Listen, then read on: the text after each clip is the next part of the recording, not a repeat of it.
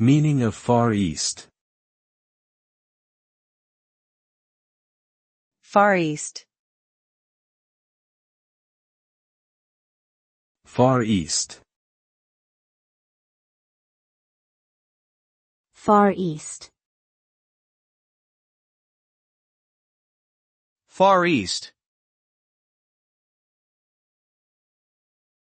Far East is a term used to describe the region of Asia that includes countries such as China, Japan, Korea, Taiwan, and Southeast Asian countries like Vietnam, Laos, Cambodia, and Thailand.